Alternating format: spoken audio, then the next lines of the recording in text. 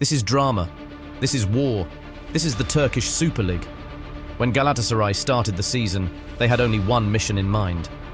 They wanted to destroy the other teams in the league, and they did it in style, winning with 102 points and setting the record for the club that has won the league with the most points in a single season.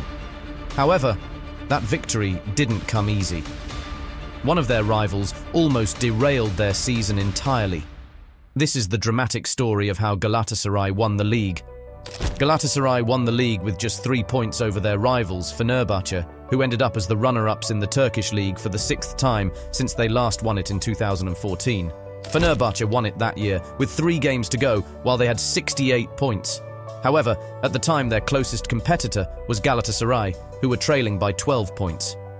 Interesting enough, for the 23-24 season, Fenerbahce had 99 points, the second highest tally ever for a 38-game season in the league. While they have become used to being the second place in recent years, they managed to win the league twice in 4 years. Before their 2014 trophy win, they also won it in 2011. Fenerbahce are the second most successful football club in Turkey. They have won 19 Turkish Super League titles. Outside of Europe, Fenerbahce still have some work to do, with their only international trophy being the Balkans Cup in 1968. The team will be eager to win the league, considering their last win was stained by controversy. They couldn't have adult male fans during their last title win due to a 1-game ban which the Turkish Football Federation gave them prior to their title-winning match against Çaykur Rizespor. Then the team also at the time couldn't proceed to the Champions League as they had a 2-year ban from Europe following a UEFA sanction for match fixing. Now, Fenerbahce are ready to turn the page on that chapter and now have the chance to return to their former glory. They hired Jose Mourinho to take charge of the club, who is already saying he would bring more attention to the league. The Super League has a lot to do to make sure that the attention that Mourinho has promised to the league will be a positive one. The 23-24 season had too many negative events. Don't forget to like this video and subscribe to this channel for more exciting football content. Those events took some shine off what was once the greatest league contests between two teams. In December 2023, authorities arrested the president of Super League club Ankaragücü, Faruk Koçer, for punching a referee in the face at the end of a match and threatening to cause the referee further grievous harm. Then, Galatasaray and Fenerbahce butted heads too. They were supposed to have the Super Cup final in Saudi Arabia's capital Riyadh, but the match got postponed a few minutes before kickoff due to alleged controversy over the club's warm-up kits. This wouldn't be the end of the drama. When the two played the match in April 2024, Fenerbahce's players walked off the pitch after only 1 minute. Talk about intense. Those players forced the game to be abandoned, and the reason was allegedly that the league rejected Fenerbahce's request to postpone the match due to a European fixture. That wouldn't be the end of Fenerbahce's involvement in controversies.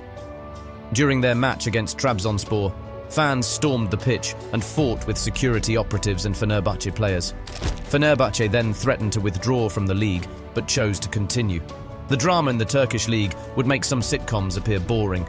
Even if it is for the wrong reasons sometimes, the league can be exciting. And speaking of drama, another event happened between Fenerbahce and Galatasaray.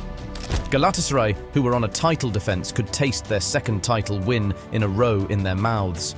They only needed to beat or draw to their fierce rivals Fenerbahce and just coast home to another successful trophy win. When the two met in the first half of the season, there was nothing to split the two sides. However, as the two had already butted heads because of the Super Cup final, there was motivation for them to have vengeance, apart from the Super League trophy being on the line. As I said earlier, just a draw would be enough for Galatasaray, but Fenerbahce had other plans. Crazy plans. The match hadn't even begun before there were clashes between the two teams.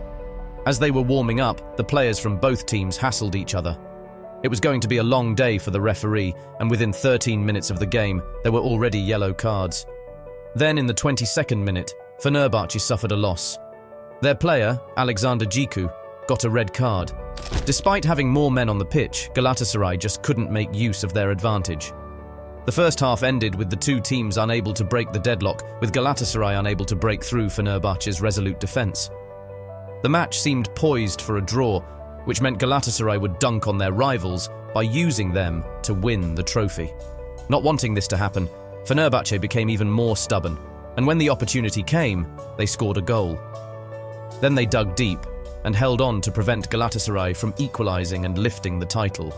That defeat at the hands of Galatasaray would be their second in the 23-24 season, and it gave Fenerbahce small hope. The chance was slim, but Galatasaray could lose their hold on the title if they lost the final match. It was down to the wire, and the pressure was cooking, but Galatasaray's players were ready for that final game at Konyaspor. Mauro Icardi, who was in a golden boot race with Fenerbahce's Edin Dzeko, scored a brace as Galatasaray beat Konyaspor 3-1. More on Icardi soon. Fenerbahce were also excellent in their match and thrashed last-place Istanbulspor 6-0. However, it wouldn't be enough. Despite the eventual loss of the title, Fenerbahce still performed better than the other successful teams in the league in challenging Galatasaray. Besiktas, who are the third most successful team in the Turkish Super Lig, with 16 Turkish Super Lig, which includes one which they won unbeaten, were against the might of Galatasaray.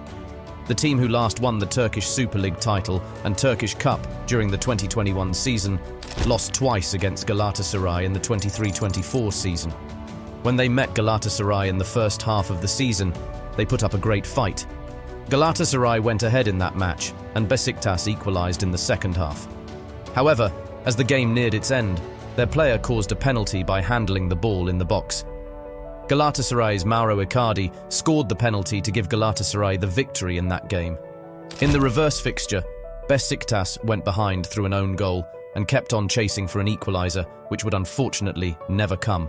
Besiktas ended the season 6th, and this is something they would want to rectify in the coming seasons. They are one of the heritages of the Turkish League and have reached the quarter-finals of the Champions League in the 1986-87 season.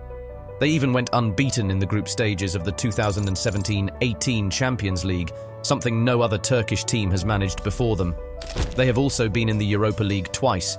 They have a rich history, but will that be all that they have left, or will they want to be more competitive? Well, if they choose to be more competitive, teams like Trabzonspor will not make it easy for them. Trabzonspor have won 7 Super League titles.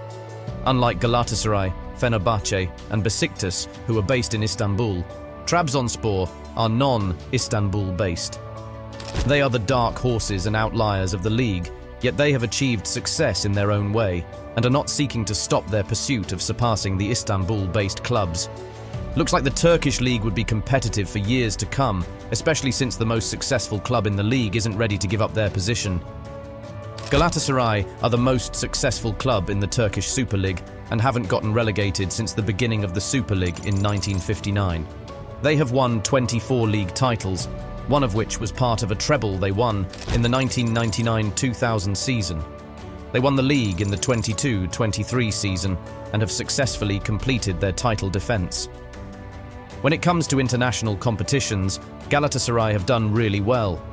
They won the Europa League and UEFA Super Cup in 2000, which makes them the only Turkish team to win a major UEFA competition.